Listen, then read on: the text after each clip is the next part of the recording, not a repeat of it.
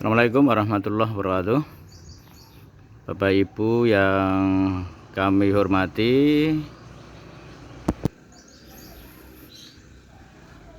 ya saat ini saya sedang berada di kebun Qoryah Thayyibah Asyam di Ranting Buntalan, termasuk di cabang Aisyah Klaten Tengah.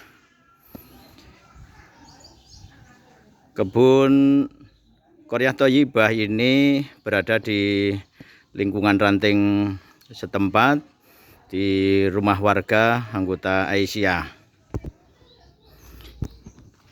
Bapak dan Ibu, sejumlah tanaman bisa kita lihat dan kita saksikan di dalam kebun Qoryah Thayyibah ini. Di antaranya adalah tanaman-tanaman hias, tanaman sayuran yang berada di areal halaman rumah salah satu anggota Aisyah yang ada di Ranting Buntalan ini. Sejumlah tanaman sayuran Bapak dan Ibu bisa kita lihat di kebun contoh Qoryah Thayyibah di Ranting Buntalan cabang Aisyah Klaten Tengah. Ada tanaman kacang panjang, ini tumbuh subur. Kemudian ada tanaman bayam atau bayam yang sering menjadi favorit sayuran bagi ibu-ibu. Ada juga tanaman kangkung, ini jenis kangkung cabut yang populer di rumah-rumah makan, dan ini menjadi konsumsi bagi masing-masing keluarga. Ada juga tanaman cabai. Tanaman cabai ini juga tumbuh subur, hanya memang belum berbuah. Kemudian juga ada terong, kemudian ada lobak dan sejumlah tanaman sayur yang lain ini bisa tumbuh dan berkembang di halaman ini. Pemanfaatan lahan sempit Bapak dan Ibu sesungguhnya bisa dilakukan dengan rekayasa tanah dan juga rekayasa tempat untuk penanaman sayur-sayuran maupun juga buah-buahan, dan sekaligus juga barangkali tanaman-tanaman hias, tanaman-tanaman bunga, dan tanaman-tanaman yang menjadi hiasan di setiap lahan sempit di pekarangan masing-masing keluarga. Pada umumnya Bapak dan Ibu-ibu memang di perkotaan itu lahannya memang sempit, tetapi pemanfaatan lahan sempit dengan rekayasa tabulam pot misalnya ini juga bisa mengatasi dan juga bisa memberdayakan masyarakat dalam konteks untuk budidaya tanaman apapun, baik tanaman hias, tanaman sayur maupun juga tanaman buah-buahan yang bisa dibudidayakan di lahan-lahan sempit. Ini pemanfaatan lahan sempit dengan rekayasa sebagai kebun Qoryah Thayyibah yang ada di Ranting Buntalan. Bapak dan Ibu, di tempat ini juga terdapat kolam.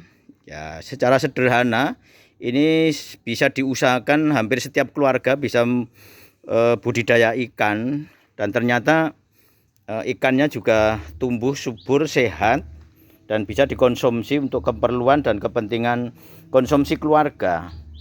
Jadi lumayan juga budidaya ikan lele ini Bapak dan Ibu-ibu, jika dilakukan secara baik ini bisa juga menghasilkan secara ekonomis, ini bisa memberikan tambahan nilai ekonomis bagi keluarga. Qoryah Thayyibah ini kemudian memberikan contoh di lahan-lahan sempit, di pekarangan-pekarangan warga, tidak harus membutuhkan lahan yang luas, kolam yang besar, tetapi juga dengan terpal yang memang sudah direkayasa menjadi kolam yang bisa tumbuh dan berkembang untuk bagi ikan-ikan yang ada di sini. Ini bisa kita saksikan ikannya cukup banyak, segar-segar, dan siap ini untuk dikonsumsi bagi keluarga.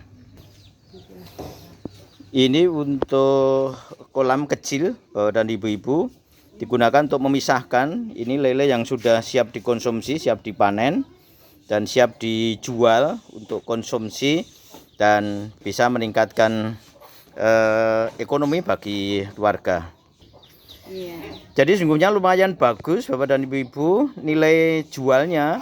Jadi 1 kilo lele yang sudah siap dikonsumsi ini harganya rata-rata ya 20.000. Tapi kalau kita mengambil di tempat ini bisa sampai 18.000 rupiah. Itu sudah mendapatkan 1 kilo yang isinya rata-rata bisa sampai Tergantung Pak, ada 9, ada 10, ada 12.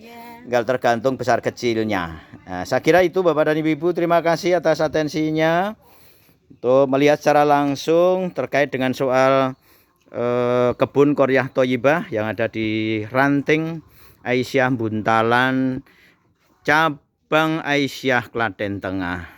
Terima kasih. Wassalamualaikum warahmatullahi wabarakatuh.